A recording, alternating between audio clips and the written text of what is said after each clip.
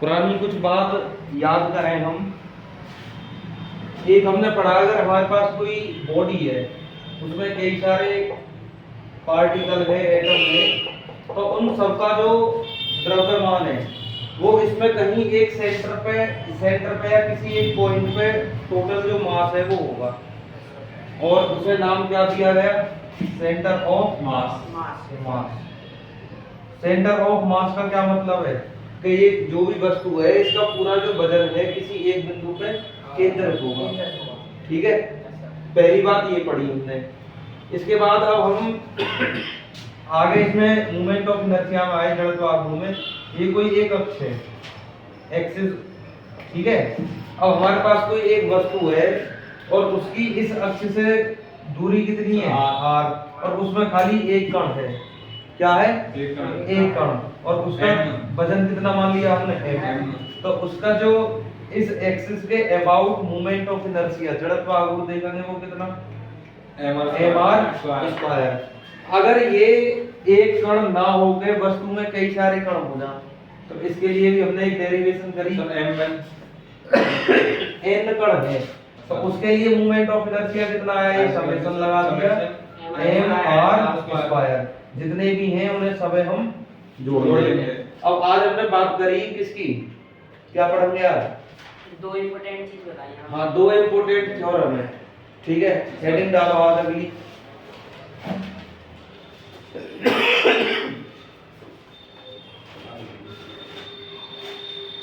समांतर अक्षों की प्रमेय।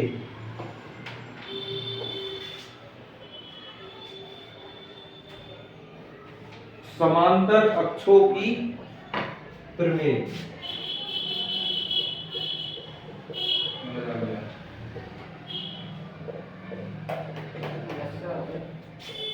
समांतर अक्षों की थ्योरम ऑफ पैरेलल एक्सिस।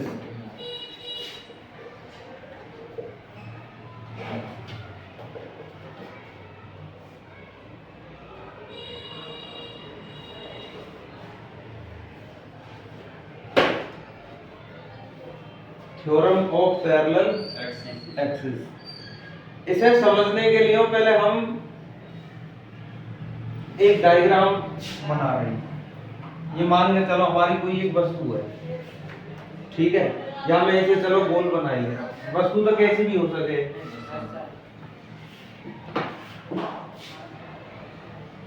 ये हमें इसमें ऐसे कई क्वेश्चन भी मिलेंगे देखने के लिए। ये एक कोई वस्तु है और ये कैसी है? गोलाकार है, ठीक है। अब हमने माना कि इसका जो द्रव्यमान केंद्र है वो यहाँ है किसी बिंदु O पे। कहाँ है? इतनी बात आ गई समझ में? तो इसका ये क्या है? सेंटर ऑफ मास, यानी कि द्रव्यमान केंद्र। इसका जो पूरा वजन है इस पॉइंट पर केंद्रित होगा, ठीक है। तो इससे जाने वाली एक एक्सिस हमने ये ड्रॉ कर ली। इतनी बात क्लियर हुई? ये एक हमारे पास कोई गोल वस्तु है और इसका द्रव्यमान केंद्र कहाँ है? सेंटर ऑफ मास पॉइंट ऊपर। तो इससे कोई एक एक्सिस जाएगी, ठीक है। ये एक्सिस कौन सी है? जो सेंटर ऑफ मास से होके जा रही है। तो इसका अगर हम क्या निकालें? Moment of inertia. इसे बोलेंगे हम ICM। I यानी कि मोमेंट ऑफ इनर्शिया किसकी? सेंटर ऑफ मास की। अब इसके कहीं भी साइड में हम एक और एक्सिस ड्रॉ कर लें। मान के चलो एक एक्सिस हमने यहाँ ड्रॉ कर ली। एक पहले तुमने वो देखा, एक मेला में एक इस टाइप का खिलौना आएगा और ये बीच में ऐसे लहटू सा हो गया, इसमें बजने वाले घुंघरू से हो रहे चारों तरफ आवे। तो ये जो घूमे ये इस एक्सिस के अबाउट ही तो घूमे ये चारों तरफ को। बात आ रही समझ में? तो अब मान के चलो ये तो हमने अपनी तरफ से सेंटर ऑफ मास का होके एक एक्सिस ड्रॉ कर ली। अब इसके साइड में एक एक्सिस हमने ये ले ली इसकी तरह। अगर हम इसे इसके अबाउट घुमाने लगे तो इसका जड़त्व आघूर्ण क्या होगा? मोमेंट ऑफ इनर्शिया, वो अगर हम निकालना चाहें तो हमें क्या करना है कि एक तो हमें I का जो फॉर्मूला होगा ICM, ये है टोटल इसका, ये जो एक्सिस के अबाउट निकालने है। एक तो इसके सेंटर पे होकर जाने वाली जो एक्सिस है उसके अबाउट मोमेंट ऑफ इनर्शिया, ये इसकी मानी हमने दूरी कितनी है? दूरी नहीं, द्रव्यमान। इसमें वजन कितना है m, और इसकी सेंटर ऑफ मास से दूरी कितनी मान ली है d। तो इसका द्रव्यमान और दोनों जो अक्ष है उनके बीच की दूरी के वर्ग के गुणनफल और जो केंद्र से होकर अक्ष जा रही है उसके परित जड़त्व आघूर्ण का जो योग होगा वो उस पूरी बॉडी का क्या होगा, जड़त्व आघूर्ण। बात आई समझ में ना आई? सबसे पहले हमें क्या करना है, कोई भी वस्तु लेनी है उसके सेंटर ऑफ मास पर होके एक एक्सिस ड्रॉ करनी है, ठीक है। अब ये हमसे कहीं भी पूछे कि इसके द्रव्यमान केंद्र से 2 मीटर की दूरी पे बताओ, तो ये d की वैल्यू कितनी हो गई, 2 मीटर। और इसका जो टोटल वजन है, सबसे पहले काम करना है हमें कि सेंटर ऑफ मास से होकर क्या निकालनी है, जड़त्व आघूर्ण, मूवमेंट ऑफ इनर्शिया। कैसे, मान के चलो ये है सेंटर इसका, अब ये मैंने तुम्हें बताई कि ये मान लो कोई मास है m1, ये है कोई m2, ये है कोई m3, ये है कोई m4, तो इनकी दूरी कितनी कितनी मान ले, r1 r2 r4। तो इसकी i कैसे निकालोगे, i के लिए मैं क्या कह रहा हूं मैं, ICM। तो m1 r1 square, m2 m3 समझ गए, और ऐसे ही m4 r4 स्क्वायर। तो ICM निकल गई। ICM निकलने के बाद हमें इसका टोटल द्रव्यमान दे देगा, m कितना है, m निकल गया। अब कोई भी जो अक्ष पूछिए, जैसे मैंने इसकी बात करी कि इसकी अक्ष से कितनी दूरी पे, 2 मीटर की दूरी पे, तो यहाँ d की जगह कितना रख लेंगे, 2। तो ये कौन सी थ्योरम हो गई, समांतर अक्ष की। आ गई समझ में? सबसे पहले हमें क्या निकालनी है, सेंटर ऑफ मास से जो जड़त्व आघूर्ण पहले वो, इसके बाद ये दोनों चीज हमें दी हुई होंगी, ठीक है। इसके ऊपर मैं एक निकलवा के भी दिखाऊंगा। एक काम करो, एक डायग्राम बनाओ।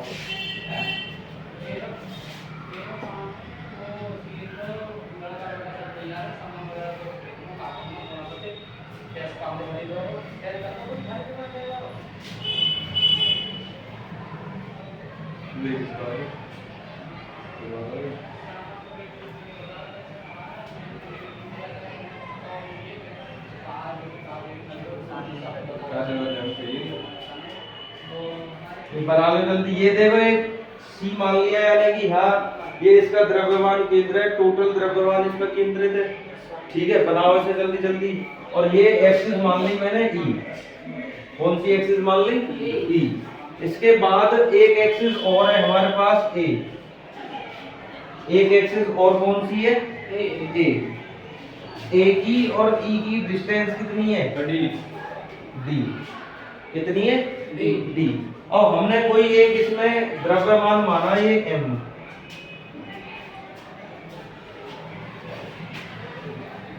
इसकी सेंटर ऑफ मास वाले से डिस्टेंस कितनी है, सेंटर ऑफ मास से होकर जो एक्सिस जा रही है इसकी m की डिस्टेंस कितनी है, a, और a वाले से कितनी है, b, r। ये बना लो पहले जल्दी।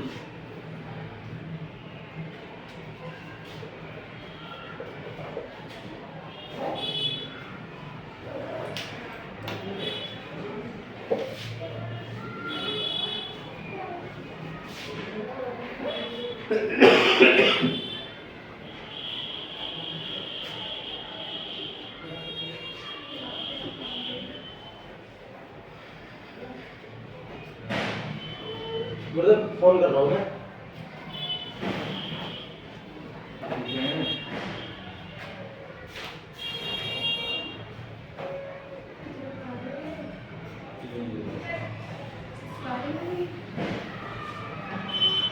सुना दे।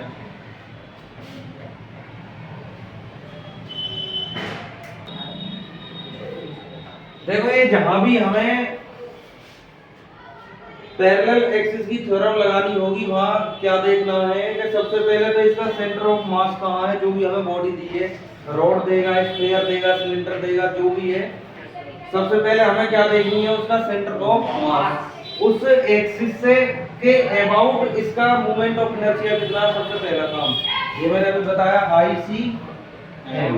जो भी वस्तु दी है उसका द्रव्यमान कितना है और जिस अक्ष के परिधि घुमा है कि द्रव्यमान केंद्र से दी दूरी डी दूरी यानी कि दे देगा वो 2, 5, 10 या बिल्कुल ये भी कह सके परिधि से होकर छूटी हुई अक्ष है, तो जो भी दूरी दी है उसका स्क्वायर। ये टोटल आई निकल के आएगा किससे?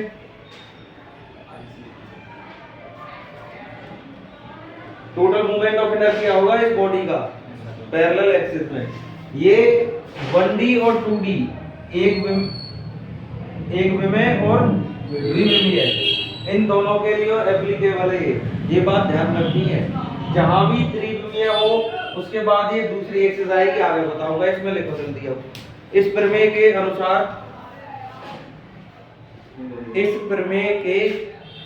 अनुसार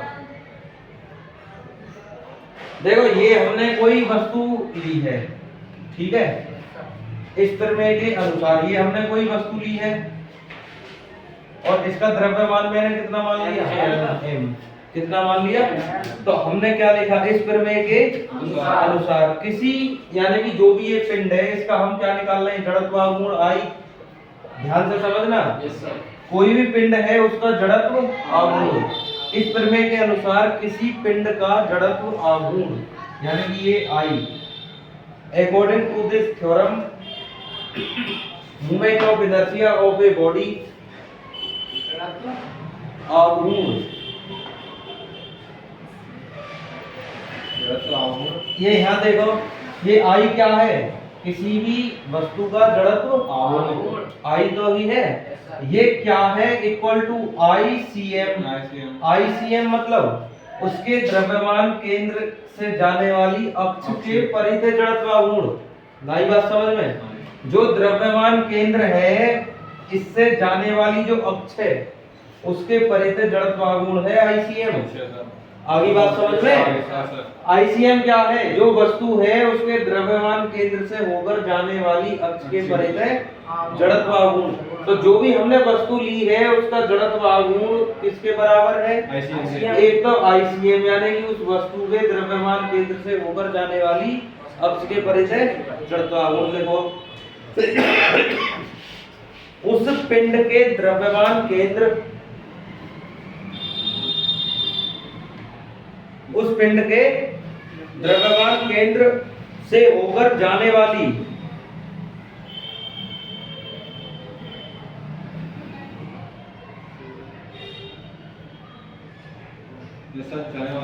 समांतर अक्ष के परिधि जड़त्व आघूर्ण ICM। समांतर अक्ष के परिधि जड़त्व आघूर्ण ICM, परिधि जड़त्व आघूर्ण ICM। एक तो ये ICM हो गया। अब इस प्लस का मतलब क्या है? तथा। अरे एक तो ICM हो गया तथा उस वस्तु के द्रव्यमान, देखो तथा उस वस्तु के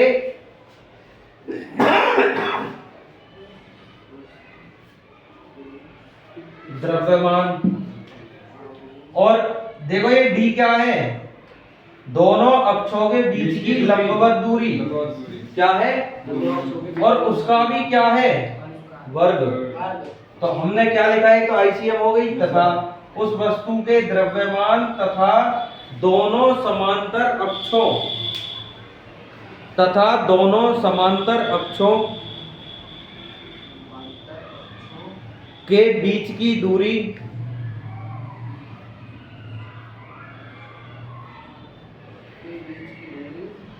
के वर्ग के गुणनफल के योग के बराबर होता है।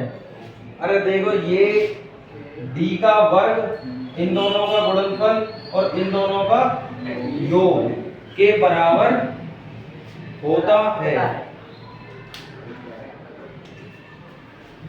ये लिख लो यहाँ से I equal to ICM plus MD square. लिखो जल्दी।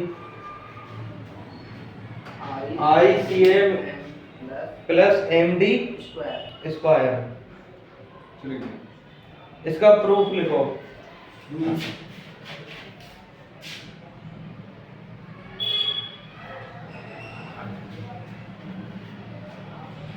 प्रूफ लिखो जल्दी से। देखो मेन काम है क्या, हमें निकालना किसके अबाउट है मोमेंट ऑफ इनर्शिया, AB। किसके अबाउट निकालना, AB। तो हमें AB के अबाउट निकालना, सीधी सीधी ये बात समझो। तो लिखो हमें अक्ष AB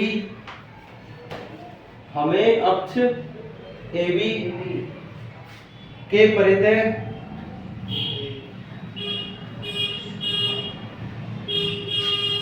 AB के जड़त्व आघूर्ण ज्ञात करना है। We find the moment of inertia about axis AB। ज्ञात करना है, ज्ञात। देखो I इक्वल टू क्या फॉर्मूला पढ़ा हमने अभी तक, समेशन mr स्क्वायर। ये बात आ रही है समझ में, पढ़ चुकी हैं ये। हमें यहाँ r जो डिस्टेंस दिख रही है, r यहाँ से क्या दिख रही है, देखना है d प्लस a ना दिख रही। Yes sir, d plus a। ये पूरी यहाँ से m तक r है, m तक है सर। ये इतनी d है और ये यहाँ से यहाँ तक a है। तो यहाँ से r इक्वल टू मुझे तो d प्लस a दिख रही है। हाँ सही है। ठीक है, r की जगह क्या रख सकते हैं हम, d प्लस a। तो I equal to summation m, r की जगह d प्लस a का होल स्क्वायर। कोई डाउट, नो सर। इसका होल स्क्वायर बोलो। I equal to m summation d square plus a square plus 2a d।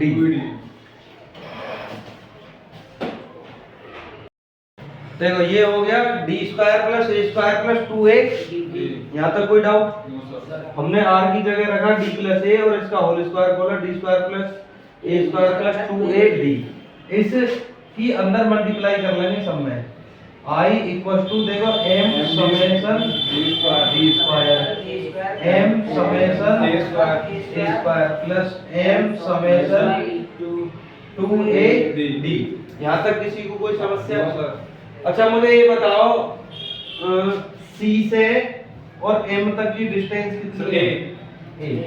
कितनी है? A। बात आ गई समझ में?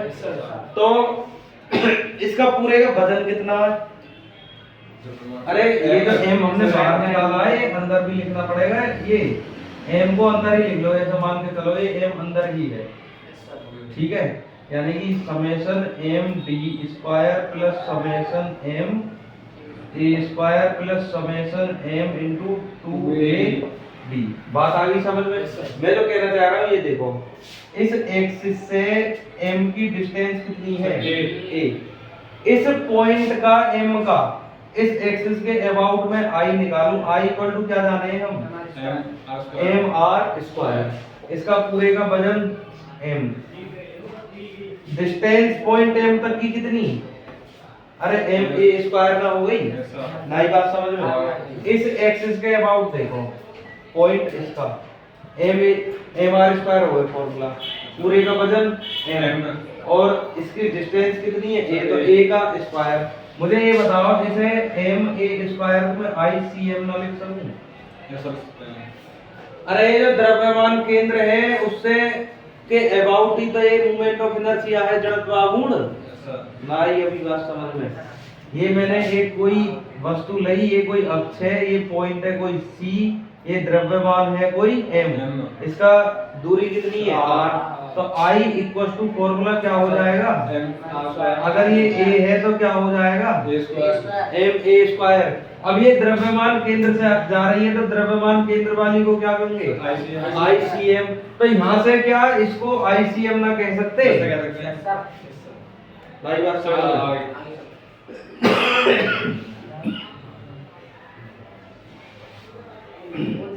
मेरा कहने का मतलब ये है, यहाँ से I इक्वल टू देखो इसकी जगह क्या लिख सके हम, ICM। अब ये बचा summation m d square plus summation m into 2a d।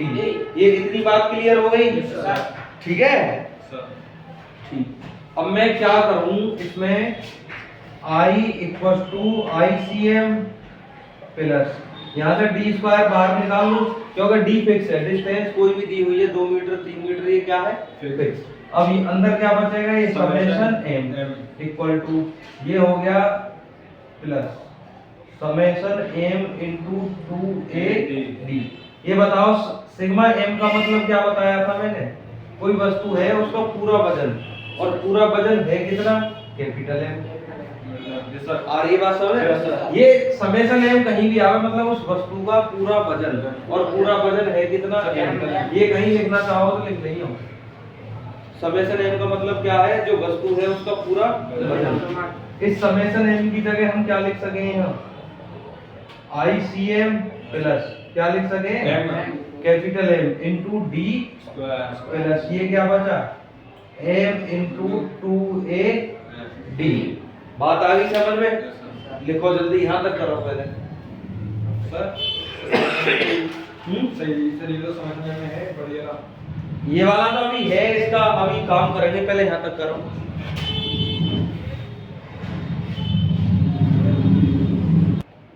इसे करने के बाद देखो जो भी ये वैल्यू फिक्स है उन्हें हम बाहर ले लेंगे। I इक्वल टू क्या बचेगा? ICM plus MD square. देखो यहाँ 2D फिक्स है, ठीक है। अंदर क्या बचेगा? Summation MA। MA की वैल्यू 0 हो जाएगी, तो ये बचेगा I equal to ICM plus MD square. ये पूरा क्या हो जाएगा? 0। तो I इक्वल टू क्या बचा? ICM plus MD square. यही क्या है? अरे क्या है? Theorem of parallel axis. उदाहरण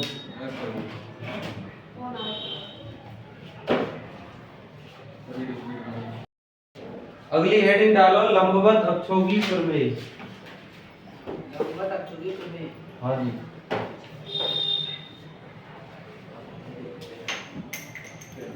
लंबवत अक्षों की प्रमेय।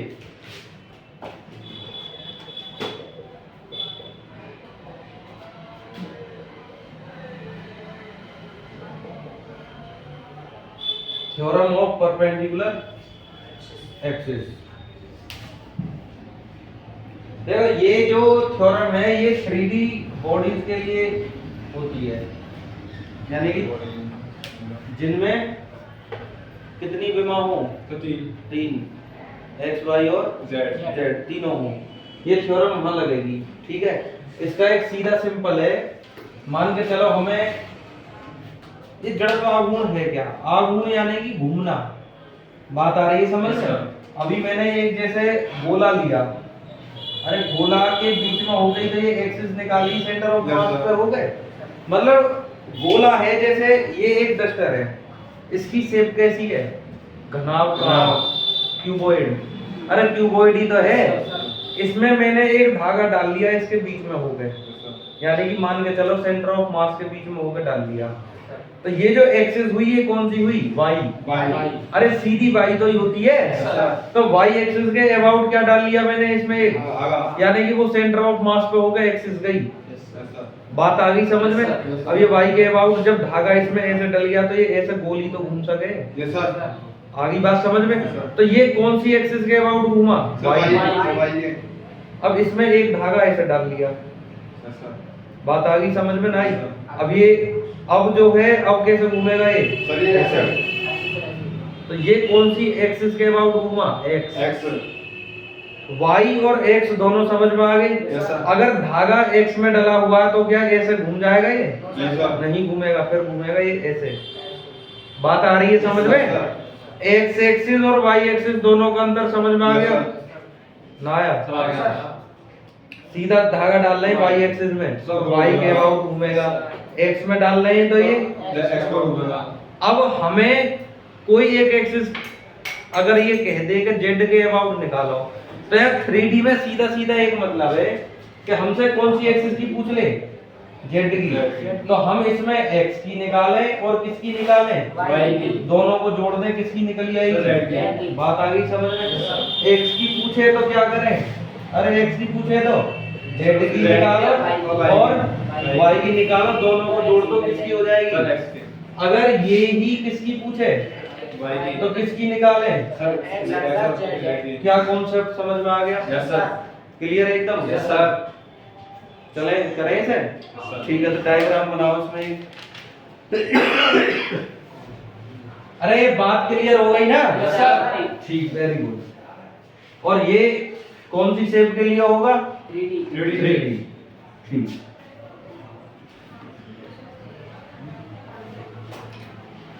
ये 2D के लिए एप्लीकेबल नहीं है।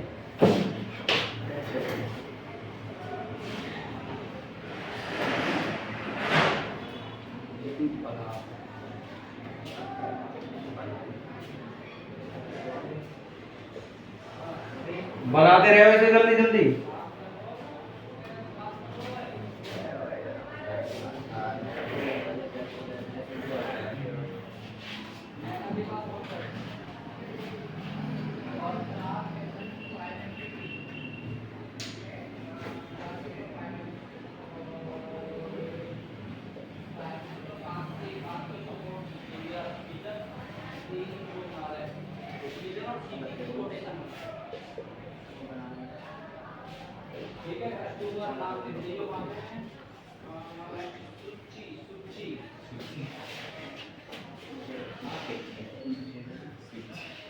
अरे जल्दी बना लो इसे। बन गया सर। बन गया सर।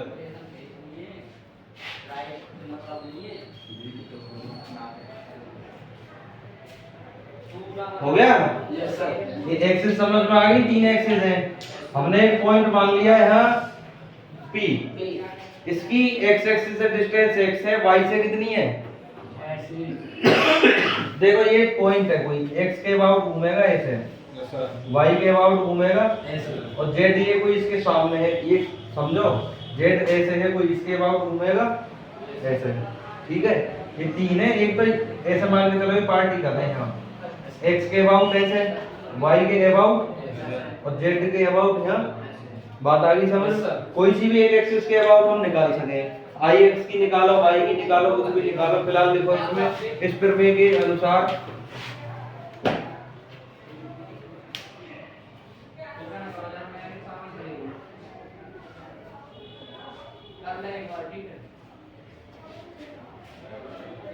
Yes sir. इस प्रमेय के अनुसार अनुसार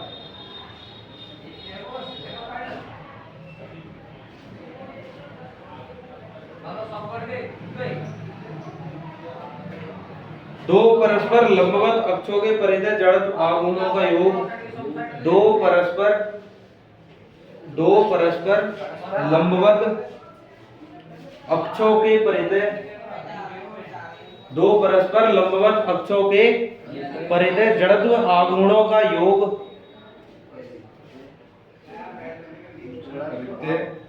आघूर्णों का योग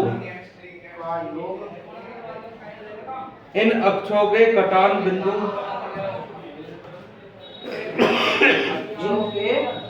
इन अक्षों के कटान बिंदु से होकर जाने वाली अक्ष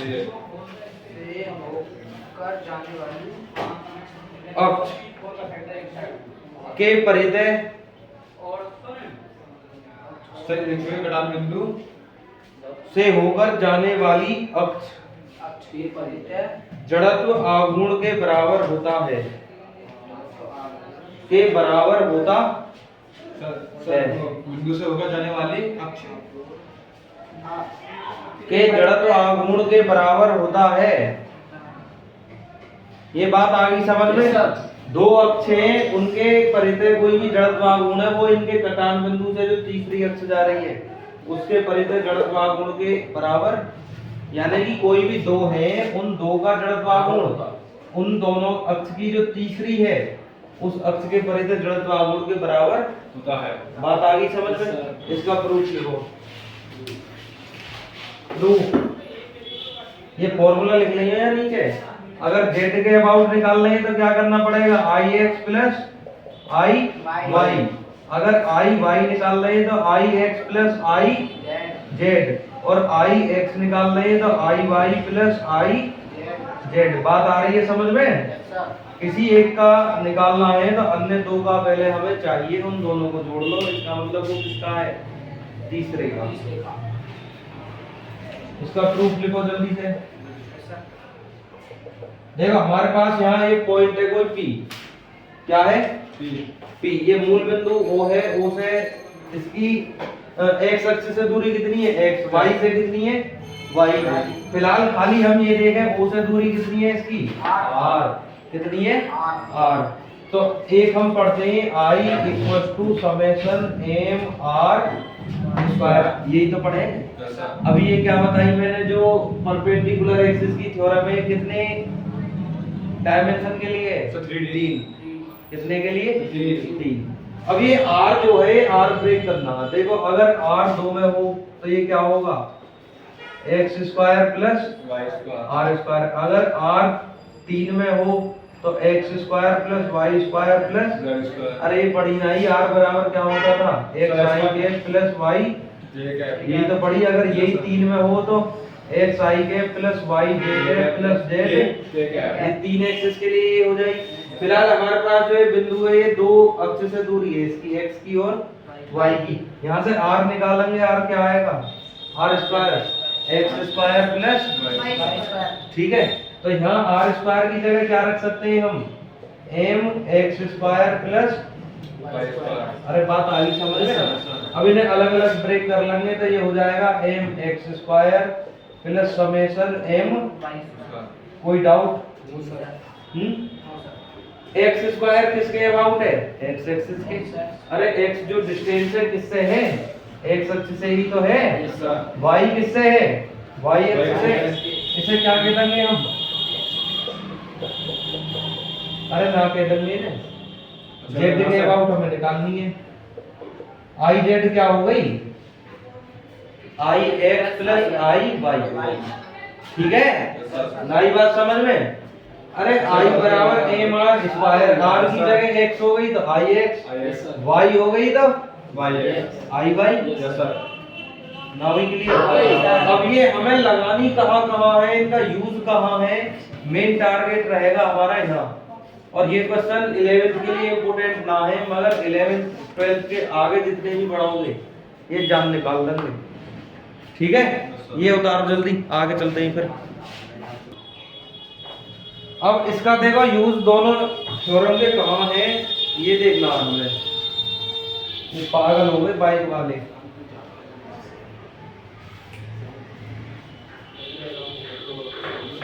हेडिंग डालो इसमें अगली, अब जल्दी से। पतली छड़, बहुत से मिलेंगी तुम्हें मूवमेंट ऑफ इनर्शिया निकालने के लिए, बहुत सारे क्वेश्चन है अनलिमिटेड। एक मैं पहले तुम्हें समझा दूं, उसके बाद करना है, ठीक है। एक कोई पतली छड़ है, ठीक है, ये छड़ के क्वेश्चन बहुत आते हैं। पतली छड़, इसकी सारी कंडीशन समझो, यानी कि इसका कहीं द्रव्यमान केंद्र भी होगा, उसके परिधि जड़त्व गुण, ये ऐसा मान के चलो ये छड़ बना लो पहले, चलो डायग्राम बनाओ पहले।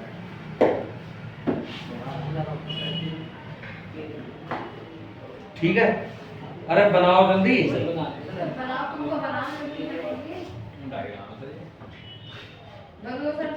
बन गया। इसकी लंबाई है L, लंबाई कितनी है L,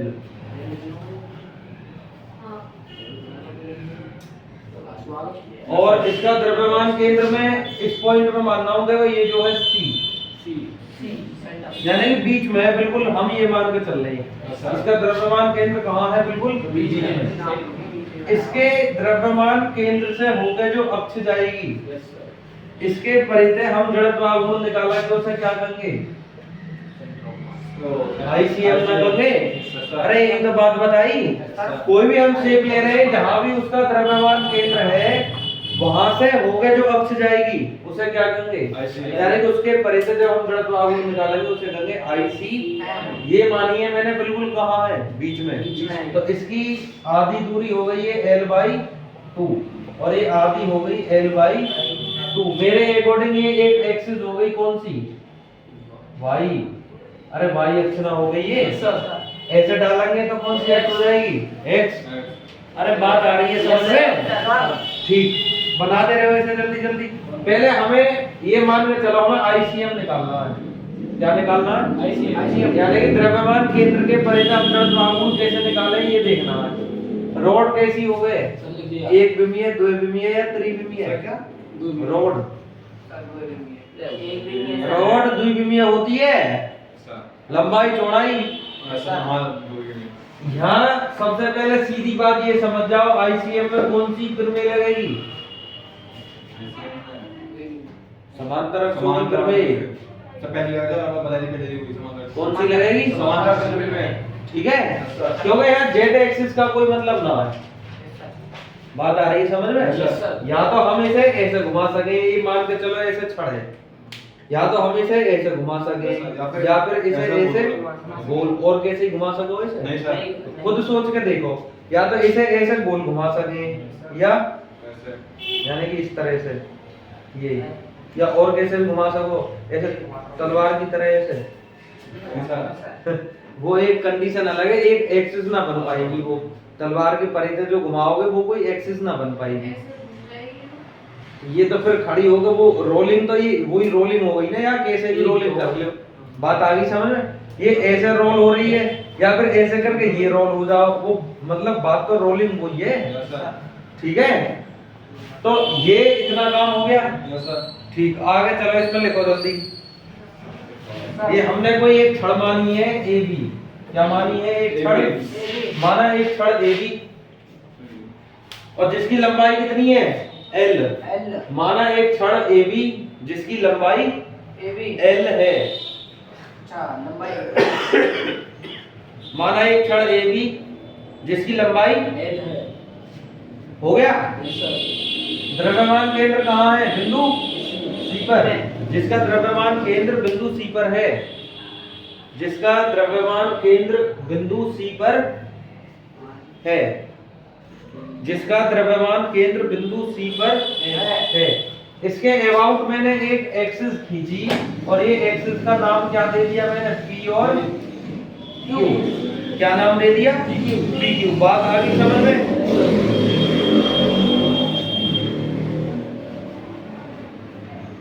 ठीक है, इसके द्रव्यमान केंद्र से होकर गुजरने वाली अक्ष PQ है। इसके द्रव्यमान केंद्र से होकर गुजरने वाली अक्ष PQ है। अक्ष PQ है। ठीक है, अब ध्यान से देखो, Q है, इतना हो गया। इस छड़ की प्रति एकांक लंबाई का जो द्रव्यमान है वो मैंने स्मॉल m मान लिया। प्रति एकांक लंबाई का द्रव्यमान, इसका मतलब समझाऊंगा, अभी इसे लिखो। छड़ की प्रति एकांक लंबाई, छड़ की प्रति एकांक लंबाई, छड़ की प्रति एकांक लंबाई का द्रव्यमान स्मॉल m है। स्मॉल m है। अब इसका मतलब समझो पहले। इसकी एक ऐसी यूनिट जो इससे और ज्यादा छोटी ना करी जा सके लंबाई। जैसे मान के चलो एक हमारे पास स्केल आता है स्टील वाला, उसमें सेंटीमीटर और ये 12 फुट लगे हुए होते हैं। ऐसे करके हम उसमें स्केल बटे हुए हमें उससे ज्यादा और डिफाइन हम उसे ना कर सके, तो जो सबसे छोटी यूनिट है उसका जो वजन है वो कितना है? Small m। ठीक है, इसे समझने के लिए मैं मान रहा हूं कि एक हमने यहाँ लंबाई मान ली, ये इसकी जो मोटाई है वो कितनी है? dx। कितनी है? dx। और ये इस अक्ष से कितनी दूरी पे है? x। इस अक्ष से कितनी दूरी है इसकी? x। कितनी दूरी है? x। तो ये हमने एक अल्पांश माना है जिसकी मोटाई कितनी है? dx। और ये अक्ष से कितनी दूरी पे? x। लिखो, माना एक अल्पांश, माना एक अल्पांश, माना एक अल्पांश जिसकी मोटाई dx है,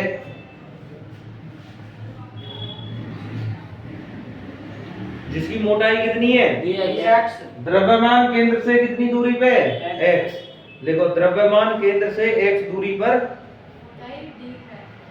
द्रव्यमान केंद्र से x दूरी पर है। द्रव्यमान केंद्र से x दूरी पर है। इतनी बात क्लियर हो गई? आगे चले, क्लियर है इतना कॉन्सेप्ट? ठीक। अब मुझे एक बात बताओ, इतने हिस्से का मैं वजन देखूं द्रव्यमान, अरे इधर देख, इसका द्रव्यमान कैसे निकाल सके हम?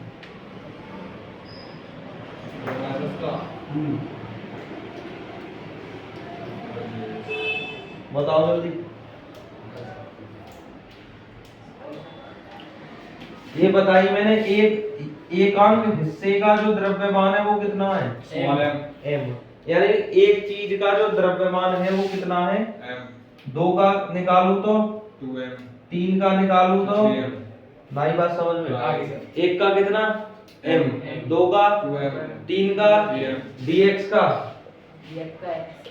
अरे dx का dx into m ना हो जाए अच्छा सर। ना, ये बात समझ में? हो जाएगा आगे। एक का m, दो का 2m, 3 का 3m, तो dx का dx m।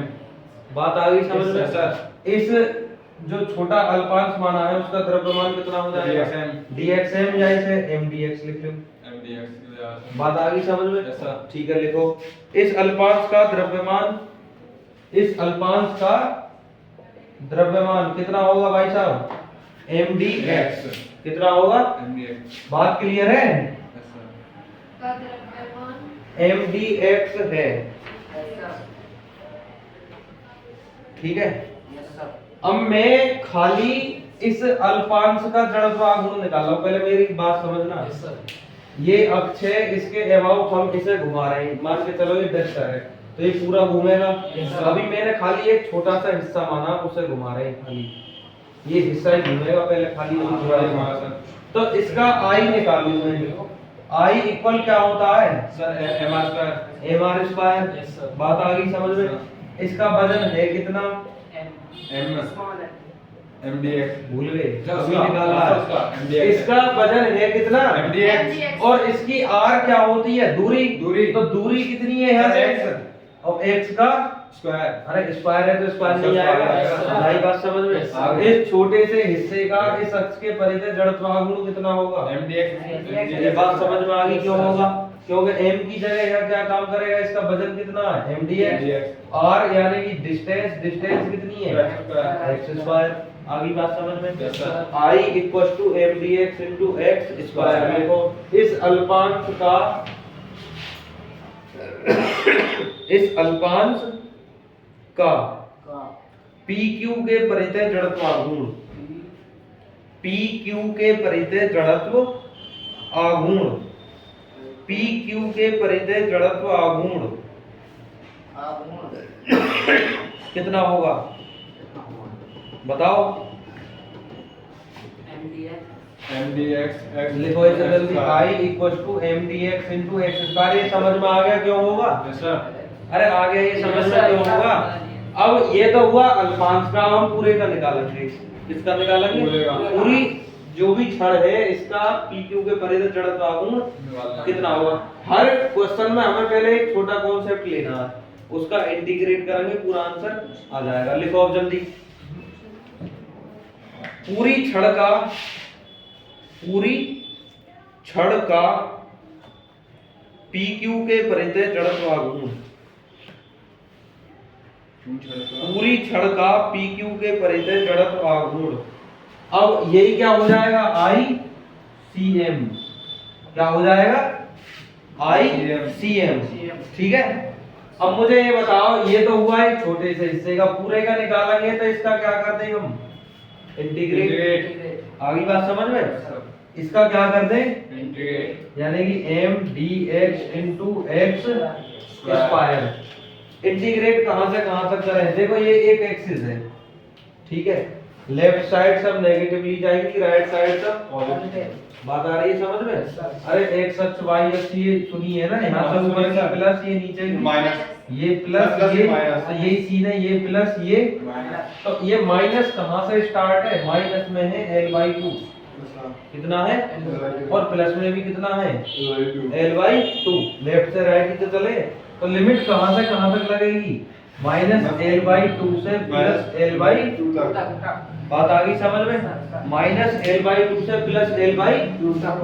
अब मुझे ये बताओ इंटीग्रेट होगा किसका? जो dx टर्म है ये देखनी है हमें, m तो बाहर आ जाएगा, ये है माइनस एल बाई टू से प्लस एल बाई टू, ये बचा x square dx, x square. ये दिमाग में डायरेक्ट बात याद रखनी है, ये जो एक्स स्क्वायर का इंटीग्रेट होता है ये होता है एक्स की पावर 3 अपॉन 3।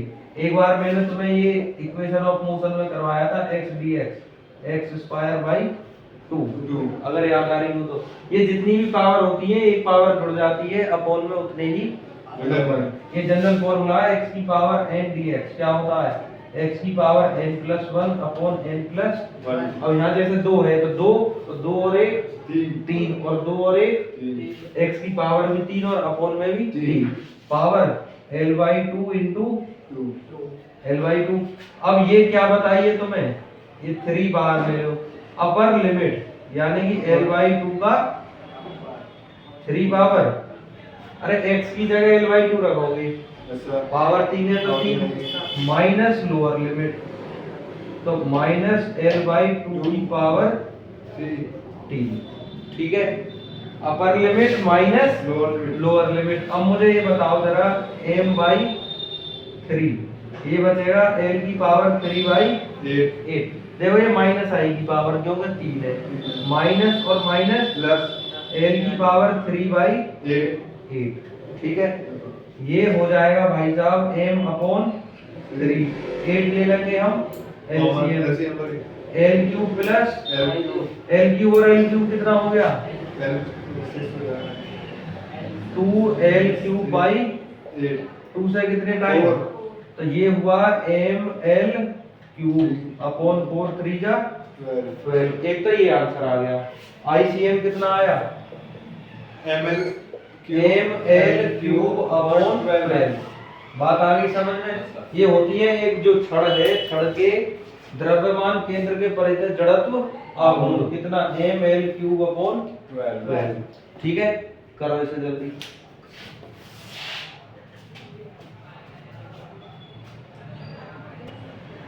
देखो इसमें सबसे पहले हमने क्या किया है, छोटा पार्ट लिया dx, छोटे वाले का मोमेंट ऑफ इनर्शिया निकाला जड़त्व आघूर्ण, उसका निकालने के बाद अगर हमें पूरे का निकालना है, हम कई सारी शेप का ये निकालेंगे, बाकी कल भी निकालेंगे, तो हमें क्या करना है, पहले एक छोटे पार्ट का निकालना है। छोटे पार्ट का निकालने के बाद इसका क्या करना है, इंटीग्रेट। उसके लिए हमें अपनी लिमिट समझनी है, ठीक है? लिमिट कहां से कहां तक की है,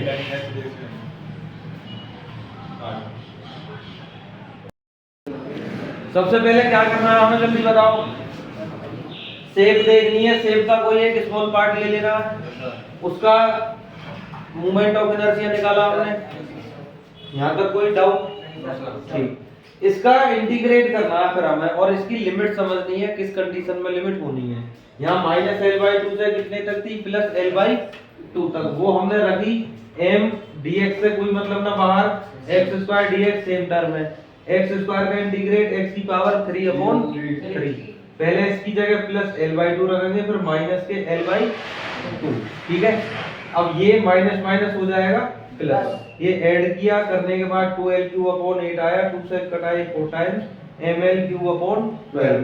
एक मिनट मुझे जरा एक बात और बताना, मैंने तुम्हें बताई थी कि एक एकांक का द्रव्यमान कितना है m, 2 का 2m, 3 का 3m, अरे ऐसे ही तो बताई। फिर हमें dx की जरूरत पड़ी तो dx इनटू m। अब ये पूरी छड़ की लंबाई कितनी है l, अरे पूरी छड़ की लंबाई कितनी है l, पूरी का वजन निकालूं तो कितना हो जाएगा lm। नई बात समझ में आ गई? पूरी छड़ का अगर हम द्रव्यमान निकालेंगे तो वो कितना हो जाएगा lm, ये दिमाग में बात रखो। अब मैं ये कहने लगूं, ये तो हमारी ICM निकल आई, यानी कि जो इसका द्रव्यमान केंद्र है उसके परिधि जड़त्व।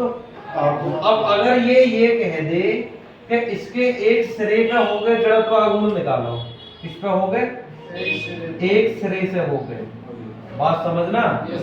एक सिरे से होकर क्या निकालना हमें, यहाँ हमें तुरंत समझ जाना है कि ये द्रव्यमान केंद्र नहीं है इसका, तो यहाँ कौन सी थ्योरम लगेगी, पैरेलल एक्सिस समांतर अक्षों की फिर में, और वो क्या कहती थी, I equal to ICM plus M D, कार भूल गए, याद है ना, आई इक्वल टू, अभी आईसीएम क्या निकाला है, ML Q upon 12 अरे यही तो निकाली आईसीएम अभी, प्लस पूरे का वजन, ML अरे पूरे का वजन, ML ठीक है, सर दोनों के बीच की दूरी थी ये डी, यस सर नहीं तो फिगर देख लेना, डी क्या थी, दोनों के बीच की दूरी। दोनों के बीच की दूरी कितनी है, दोनों अक्षों के बीच की दूरी L/2, तो L/2 का होल, स्क्वायर भूल गए, याद है, याद है यहाँ तक कोई समस्या, नो सर क्या आएगी ये,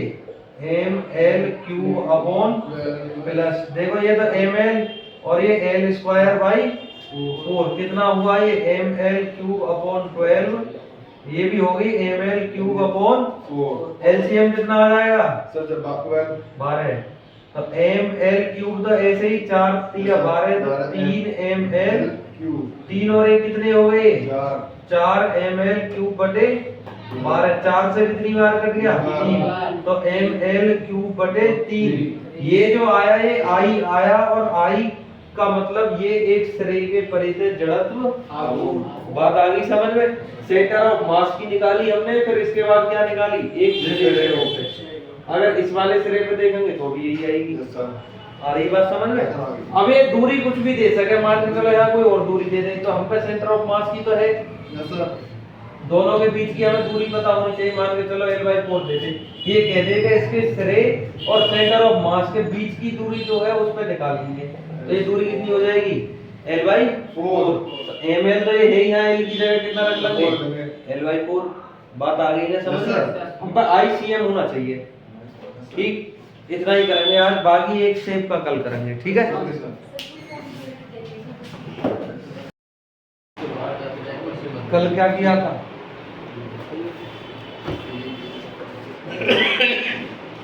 कल दोनों थ्योरम मिलती है, परपेंडिकुलर एक्सिस और पैरेलल एक्सिस की, ठीक है। आज क्या चलेगा,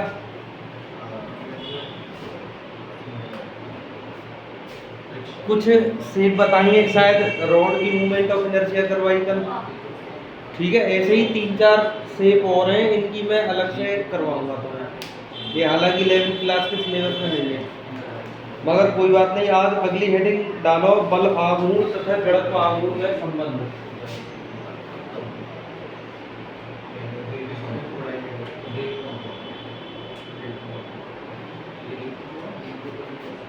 बल आघूर्ण तथा जड़त्व आघूर्ण में संबंध,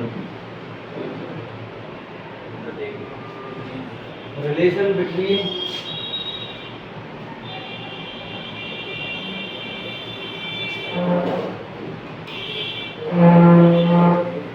torque and movement of inertia,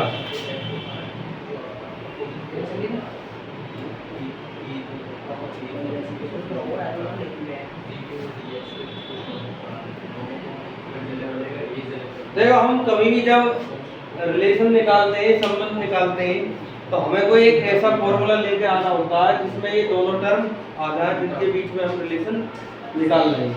सबसे पहले ये हमें पता होनी चाहिए, बल आघूर्ण इसी चैप्टर में पढ़ा हमने, किससे डिनोट किया, टॉर्क, किससे, टॉर्क, और जड़त्व आघूर्ण आई, तो हमें कोई ऐसा फॉर्मूला लेके आना है जिसमें टॉर्क आ जाए और आई आ जाए, तो वही क्या हो जाएगा इन दोनों के बीच में संबंध, यानी कि टॉर्क और मूवमेंट ऑफ इनर्शिया यानी कि आई, ठीक है।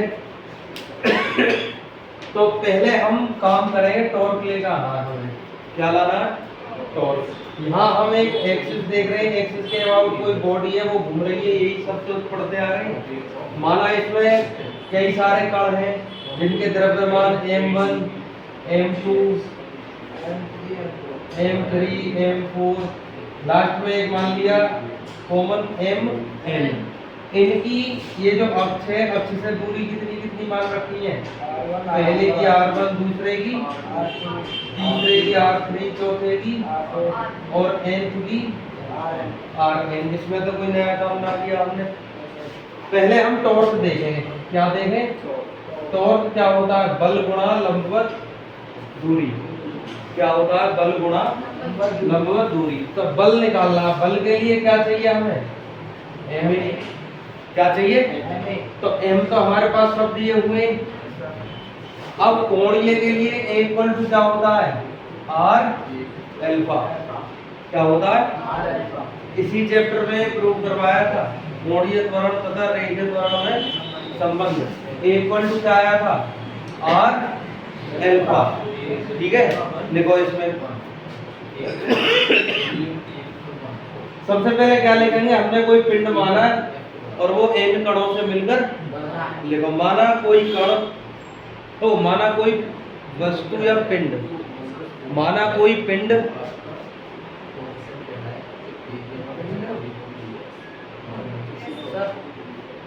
n कणों से मिलकर बना है। n कणों से मिलकर बना है। Consider a body is made up of n particles जिनके द्रव्यमान having mass m1 m2 m3 dot dot dot mn dot dot dot mn है, जिनकी घूर्णन अक्ष से दूरियां, जिनकी घूर्णन अक्ष से दूरियां, their distance from axis of rotation, जिनकी घूर्णन अक्ष से दूरियां r1 r2 r3 dot dot dot rn है। r1 r2 r3 dot dot dot rn है, rn है। हो गया? अब इस एक्सिस के अबाउट जो त्वरण है वो कितना होगा? रेखीय त्वरण a और कोणीय त्वरण अल्फा। तो हम लिख रहे हैं जो अल्फा है वो क्या है? कोणीय अल्फा घूर्णन अक्ष के परितय,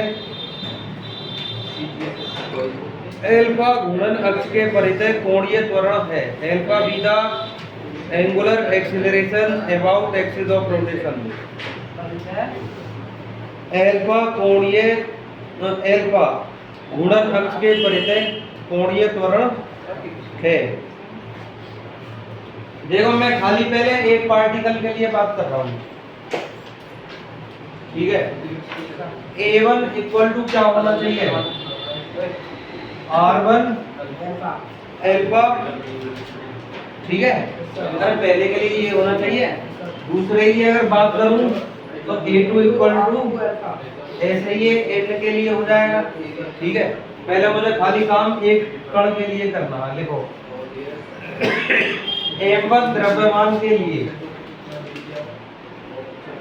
m1 द्रव्यमान वाले कण के लिए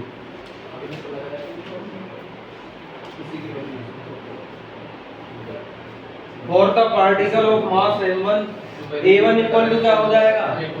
R1 अल्फा। अब मुझे ये बताओ इस पे जो बल लगेगा, बल कितना लगेगा? फोर्स F इक्वल टू, ये जनरल फॉर्मूला है।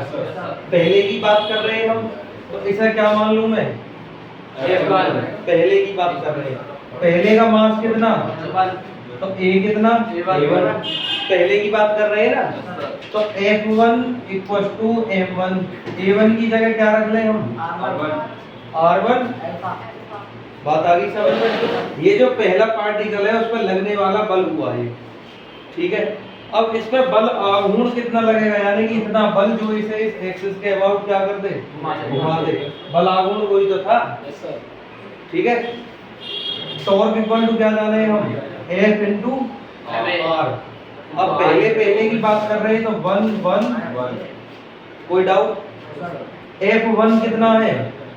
M1 R1 alpha into R1। तो टॉर्क 1 कितना हो गया?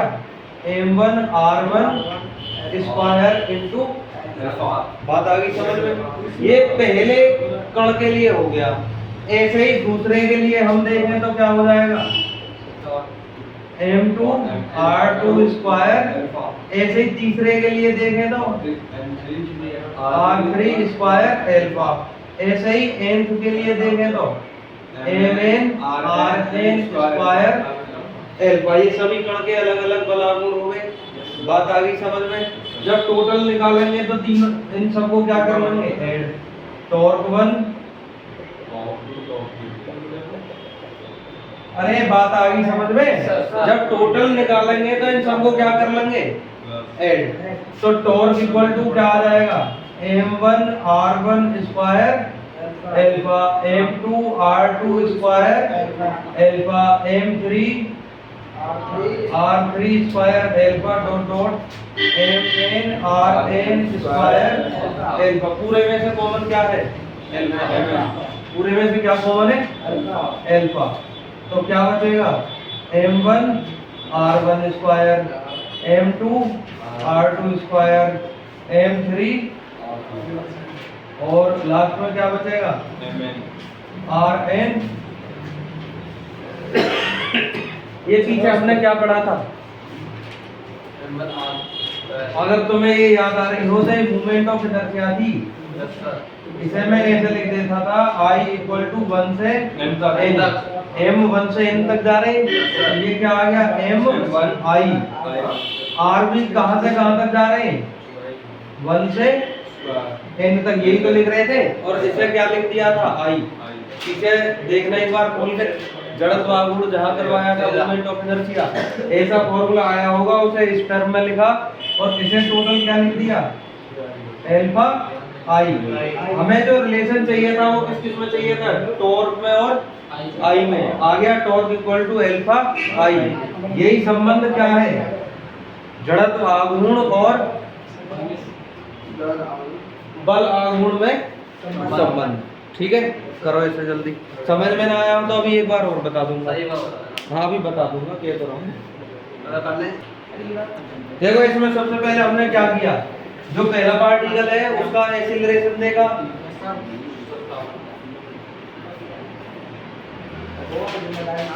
पहले पार्टिकल का क्या देगा एक्सीलरेशन इक्वल टू क्या जानते हैं हम r1 एल्फा। तो इसमें कितना बल लगा m1 a1। a1 की जगह क्या रख दिया r1 एल्फा। इसमें बल आघूर्ण कितना लग रहा है ये होता है f1 f क्रॉस r होता है। पहले के लिए देख रहे हैं तो 1 r1 f1 की जगह क्या आ जाएगा m1 r1 alpha into r1। r1 की r1 मल्टीप्लाई ऐसे दूसरे के लिए देखेंगे तो 2 2 आ जाएगा। तीसरे के लिए तो nth के लिए इसी तरह से ही आ गया। अब टोटल बल आघूर्ण हम इस वस्तु का देखेंगे तो इन सबको क्या कर लेंगे ऐड कर लिए। सब में से कॉमन क्या ले लिया अल्फा। ये अंदर बचा m1 r1 square, m2 r2 square, m3 r3 square. इसी तरह से इसे क्या लिख सकते हैं हम समेशन mr स्क्वायर। और mr स्क्वायर क्या होता है i। ठीक है अगली हेडिंग लिखो घूर्णन गतिज ऊर्जा। घूर्णन गतिज ऊर्जा।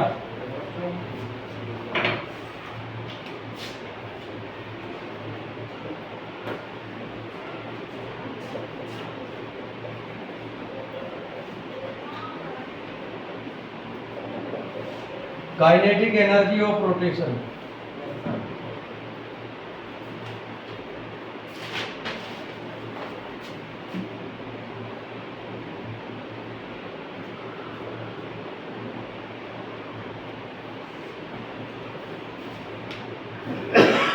ये वाला ही फिगर बना लो।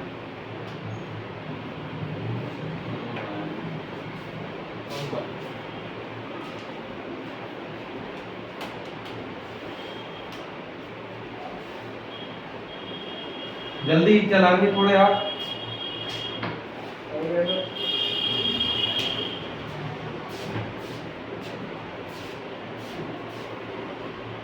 गतिज ऊर्जा कब आती है वस्तु के अंदर जब वो चल रही हो। गति की वजह से जो ऊर्जा होती है वो गतिज ऊर्जा। स्थिति की वजह से स्थितिज ऊर्जा। इसका मतलब ये जो वस्तु है घूम रही होगी किसी अक्ष के परित है, यानी कि इसके अंदर गति है, जभी तो इसकी घूर्णन गतिज ऊर्जा आएगी। बात आ गई समझ में? अगर बात ये आएगा घूर्णन गतिज ऊर्जा क्या होती है, तो ये कोई भी वस्तु है वो किसी अक्ष के परित क्या कर रही है, गति घूम रही है। तो उस गति की वजह से वस्तु में जो ऊर्जा निहित होगी उसे क्या कहेंगे, घूर्णन गतिज ऊर्जा। बात आ गई समझ में? लिखो चलो जल्दी। किसी निश्चित अक्ष के परितः किसी निश्चित अक्ष के परितः घूर्णन करते पिंड में घूर्णन किसी निश्चित अक्ष के परितः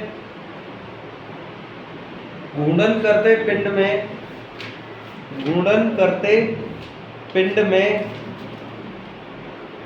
उसकी घूर्णन गति के कारण उसकी घूर्णन गति के कारण निहित ऊर्जा गति के कारण निहित ऊर्जा पिंड की घूर्णन गतिज ऊर्जा कहलाती है। पिंड की घूर्णन गतिज ऊर्जा कहलाती है।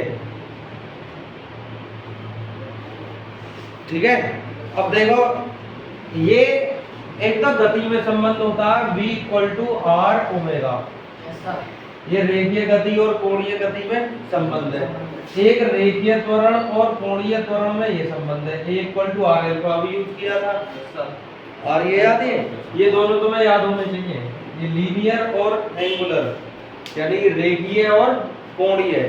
यहाँ v क्या है, रेखीय वेग, और ओमेगा क्या है, कोणीय वेग। a क्या है, रेखीय त्वरण, अल्फा क्या है, कोणीय त्वरण। ये बना लिया। थ्योरी पहले वाली लिखनी है क्या, कोई एक वस्तु है उसमें कितने कण हैं, n, जिनके द्रव्यमान m1 m2 m3 ... mn हैं, जिनकी घूर्णन अक्ष से दूरियां कितनी हैं, r1 r2 r3 ... rn। ये सब पहले से लिख जाएगा। लाइन देख लो कितनी छोड़नी है जल्दी से, ये बना के लाइन छोड़ो जल्दी, बोल दीजिए। ये मैंने बोल दिया पहले ही, आज ही बोला है। हाँ तो वीडियो में देख कर लिख लेना। हो गया ये। अब वही सब कहानी m1 द्रव्यमान वाले के लिए काम कर रहे हैं हम। m1 द्रव्यमान वाले कण के लिए तो v1 = क्या होना चाहिए, r1 ओमेगा। अरे होना चाहिए या ना, ठीक। तो इसके लिए हम काइनेटिक एनर्जी देख रहे हैं, उसका नाम क्या ले दिया मैंने, k1। गतिज ऊर्जा कितनी होगी इसकी, k1 होती क्या है, हाफ mv²। अरे हाफ mv² ये से जाने 1 के लिए बात कर रहे हैं तो कोई डाउट, हाफ m1 v1 की जगह क्या रख सके, r1 ओमेगा का स्क्वायर। तो ये कितनी हो गई, हाफ m1 r1 स्क्वायर और बात आ गई समझ में, हो गया इतना। इसी तरह k2 कितनी आ जाएगी, हाफ m2 r2 स्क्वायर और ओमेगा स्क्वायर। ऐसे ही 3 कितनी हो जाएगी, हाफ m3 r3 स्क्वायर और ऐसे ही kn कितनी हो जाएगी, mn rn स्क्वायर और ओमेगा स्क्वायर। बात आ गई समझ में, ठीक। इसी तरह इस वस्तु की जब हम संपूर्ण गतिज ऊर्जा देखेंगे उसे क्या नाम दे देंगे, k = क्या होगा, k1 + k2 + k3 ... कोई डाउट, पहले की जगह क्या आ जाएगी, k1 half m1 r1 square, दूसरे की जगह m2 r2 स्क्वायर ओमेगा, तीसरे की जगह हाफ m3 r2 और n के लिए हाफ mn rn स्क्वायर और ओमेगा। कोई समस्या, पूरे में से कॉमन क्या ले सकते हैं हम, हाफ ओमेगा। अरे ले सके, पहले की जगह क्या बचेगा, m1, दूसरे की जगह m2 r2 स्क्वायर, तीसरे की जगह m3 r3 स्क्वायर और n वाले की जगह mn स्क्वायर। कोई समस्या नहीं। ये अभी पहले वाले में क्या लिखा था ये हाँ सर ये याद आ रही है कुछ? हाँ सर ये क्या 1/2 omega square summation i equal to 1 से n m i r i square. इसे क्या लिख सकते हैं सर क्या लिख सके आई। तो जो टोटल काइनेटिक एनर्जी आई वो कितनी आई? Half omega square into I. इसे लिखेंगे k equal to 1/2 I omega square. ये कोई भी वस्तु जो एक अक्ष के परिधि घूम रही है उसमें गतिज ऊर्जा कितनी होगी? 1/2 आई ओमेगा स्क्वायर। क्लियर है? ठीक, उदाहरण जल्दी।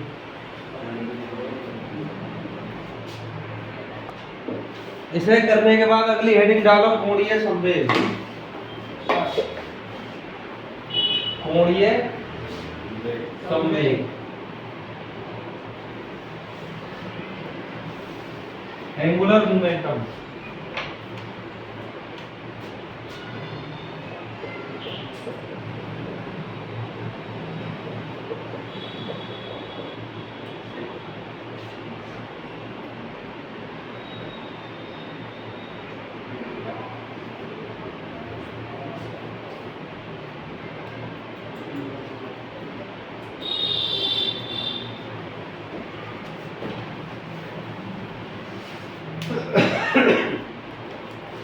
इसमें हम एक पार्टिकल के लिए देख रहे हैं पहले।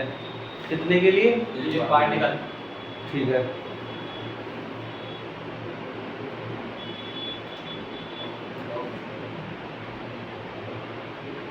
देखो किसी गतिमान कण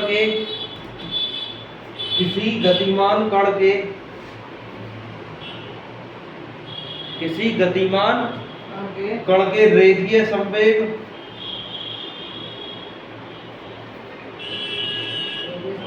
का किसी घूर्णन अक्ष के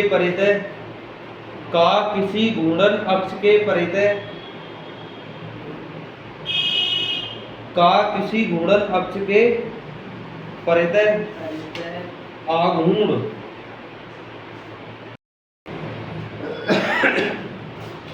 ये जहां भी आघूर्ण का नाम आ जाए, आघूर्ण, जैसे अभी हमने बात करी बल आघूर्ण। कौन सा आघूर्ण?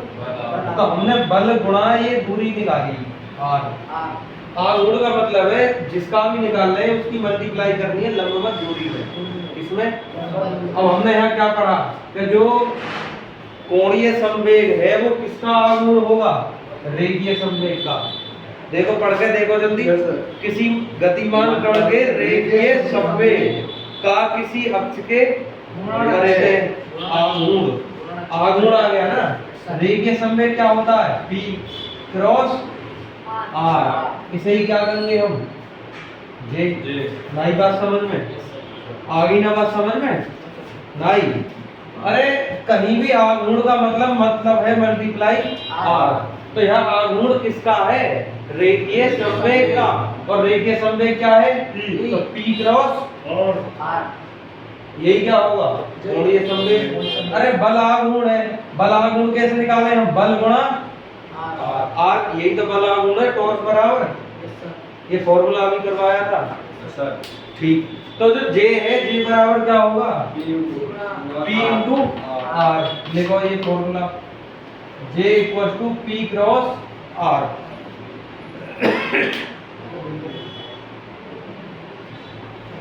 ये तो मैं जब डॉट प्रोडक्ट क्रॉस प्रोडक्ट करवाए A डॉट B आता था AB cos थीटा, क्या आता था?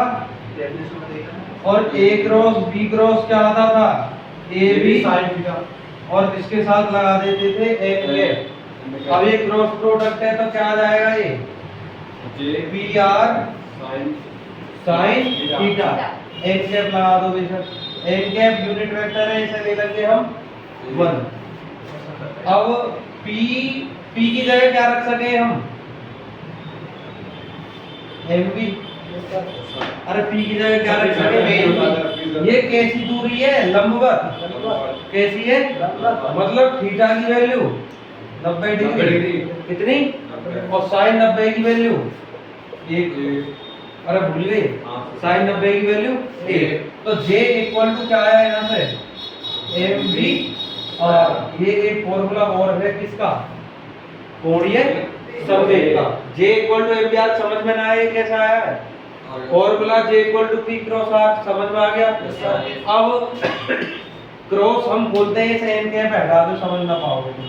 क्रॉस बोलेंगे P R sin theta, P की जगह MB, R ऐसे ही ये दो जब ये दूरी लंबवत है तो मतलब थीटा की वैल्यू 90 और sin 90 का मान 1, तो J इक्वल टू क्या बचा?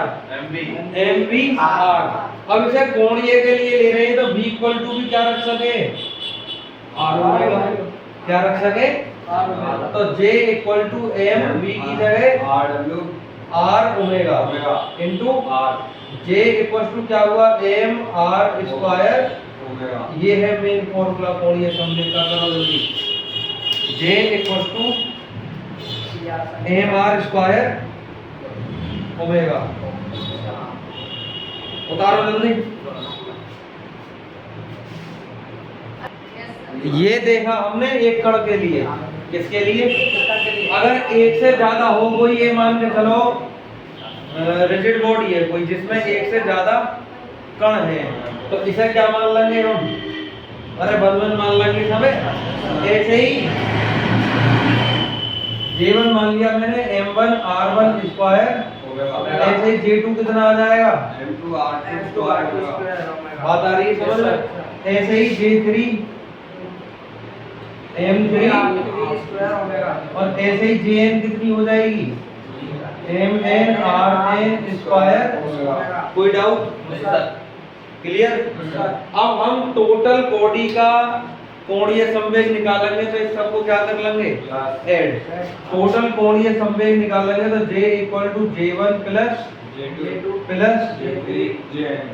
अरे बात आ गई समझ में? तो J इक्वल टू क्या आ जाएगा? M1 R1 square omega, M2 R2 square, M3 R3 square dot dot dot ये क्या आ जाएगा? Mn Rn square. कोई डाउट? पूरे में से कॉमन क्या है? ओमेगा। पूरे में से क्या कॉमन है? क्या बचेगा? M1 M2 M3 plus dot dot dot Mn Rn square. इसे क्या लिख सके? देखिए कुछ जानी पहचानी चीज लग रही है। समेशन I इक्वल टू 1 से M by R I square. तो इसे क्या लिख सके? अरे यही तो लिख सके सर। आई यस सर, ये तीन मान से ही आ रही है। तो ये J इक्वल टू इसे ये भी कह सके हम। J क्या है? कोणीय संवेग। और I क्या है? जड़त्वाघूर्ण। कोणीय संवेग और जड़त्वाघूर्ण में संबंध भी है। ठीक है, लिखो जल्दी। एक टॉपिक और बचा है इसमें। आप देखो कुल मिलाकर हम कंपेयर कर रहे हैं लीनियर की और एंगुलर की। सामने देखो आप जल्दी। यहाँ अगर U है तो कोणीय में क्या लेते हैं हम? V की जगह ओमेगा, S की जगह सर थीटा। कुछ बोल भी ना पा रहे, इतनी तमीज नहीं आ रही इसमें। A की जगह अल्फा। ये चार चीज हमने इक्वेशन तक पढ़ लेंगे। जहां भी लीनियर में वजन आएगा यहाँ क्या लेंगे? I। क्या लेंगे? I।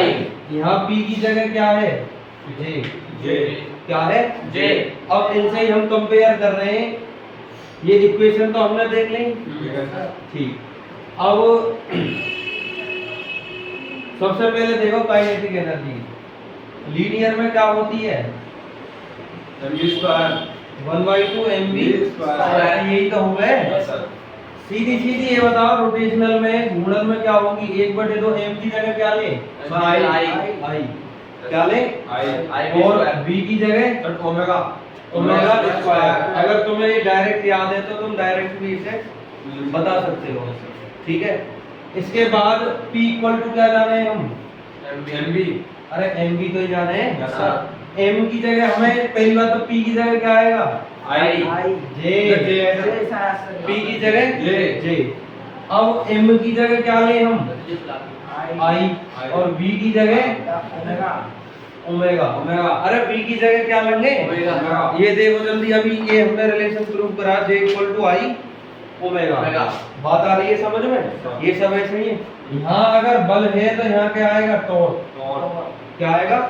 टॉर्क। एक हमने संबंध अभी किया था, बल आघूर्ण और जड़त्व में संबंध। F इक्वल टू क्या पढ़ते हैं यहाँ हम? MA।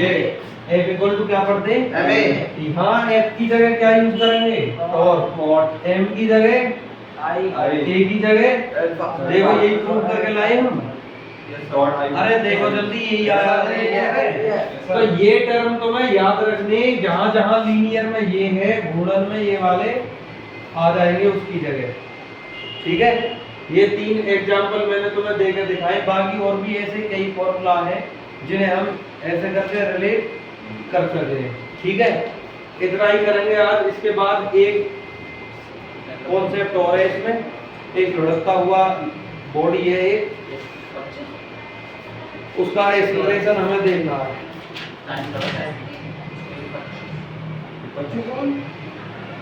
ठीक है भाई, इतना ही करेंगे आज।